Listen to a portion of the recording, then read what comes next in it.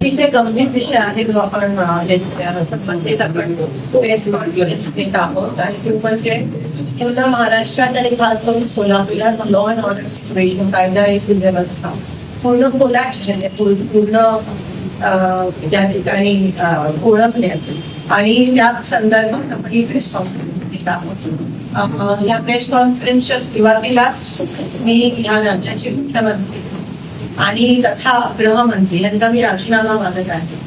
कारण का जे महाराष्ट्रात घडलं काही दिवसापूर्वी एका लहान मुलीचा त्या ठिकाणी बलात्कार केला गेला, तिची अतिशय वाईट पद्धतीने हत्या करण्यात आली. पॉक्सोच्या अंतर्गत हा गुन्हा आहे आणि जो तो नराधम तो अजूनही त्याला सजा आणि शिक्षा झाली नाही आहे. शक्ती कायदा लागू केला असता तर 15 दिवसात त्याला खरं तर फाशी झाली पाहिजे ही आमची मागणी आहे. त्या उलट काल मुख्यमंत्र्यांनी जल्लोष साजरा केला, पेढे वाटले आणि ह्याच्यावरून स्पष्ट होतं की मुख्यमंत्री असो प्रधानमंत्री असो बीजेपीचा प्रत्येक कार्यकर्ता किंवा मंत्री असो आमदार असो खासदार हे फक्त इलेक्शनसाठीच काम करतात. ह्यांच्यासाठी इलेक्शन पूर्वी सगळं आहे. इलेक्शन पासून दिवसाचा प्रारंभ होतो आणि इलेक्शन घेऊनच दिवसाचा समाप्ती होत असते. ह्यांना लोकांचा जनतेचा एका लहान पुरोगामी महाराष्ट्रात एका लहानशा चिमुकलीवर एवढ्या वाईट पद्धतीत अत्याचार होऊन हत्या होते.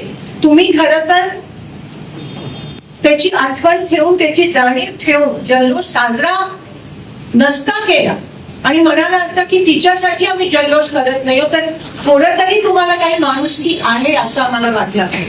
पण त्या उलट तुम्ही पेढे वाटले, जल्लोष साजरा केला, जाहीर केलं. त्यानंतर तुम्ही उद्घाटनाचे कार्यक्रम घेतले. काही माणुसकीच राहिली नाही आहे ह्या महाराष्ट्राच्या मुख्यमंत्र्यांमध्ये असं मला कुठेतरी वाटतंय आणि म्हणून त्यांनी नैतिक जबाबदारी स्वीकारून राजीनामा त्या ठिकाणी दिला पाहिजे. कारण का ही एकच घटना नाही आहे. आपण सोलापुरात बघतो मागच्या 3-4 दिवसात जवळजवळ 5-6 दिवसात 10 मर्डर झाले दिवसा आणि ते पण काही शहरी भागात काही ग्रामीण भागात दिवसा मर्डर झाले. कुठे तुमचं प्रशासन, कुठे लॉ अँड ऑर्डर, कुठे गृहमंत्र्यांना जर गृह खातं हाताळता येत नसेल तर स्वतंत्र खातं पोर्टफोलिओ निर्माण करा, द्या कोणातरी जबाबदारी. पण तुम्ही त्या उलट जल्लोष साजरा करताय. एका मुलीवर बलात्कार झाला, लहान 3.5 वर्षाची चिमुकली, एका नराधमाने बलात्कार केला, डोक्यात काठी मारली, तिला दातकिळी बसली आहे, बघवत नाहीयेत अंगावर, आमच्याच अंगावर शहारे त्या ठिकाणी येत आहे. त्या नराधमाचा फोटो बघितल्यावर असं वाटतं की ह्याला तिथेच काहीतरी करावं. त्यांचे नातेवाईक आहेत ते म्हणतात आम्हाला ते आमच्या ताब्यात, आम्ही कायदा हाती घेतो. म्हणजे डोक्यावरनं पाणी गेलंय. आज एवढी कोलॅप्स झाली आहे आपल्या महाराष्ट्रात लॉ अँड ऑर्डर सिच्युएशन. प्रशासन उभं असताना प्रशासनाच्या समोर या घटना घडतात. प्रशासनाची पण सगळ्या बाबतीत मिलीभगत आहे. दिवसाधारे वाळू उपसा चालू आहे, त्यामुळे पाणी सोडत नाहीये. त्या विषयावर मी नंतर. पण आज पॉक्सोच्या अंतर्गत सोलापुरात पण मागच्या आठवड्यात खूप मोठा पॉक्सोच्या अंतर्गत नाबालिग मुलींची प्रेग्नन्सीच्या केसेस आल्या.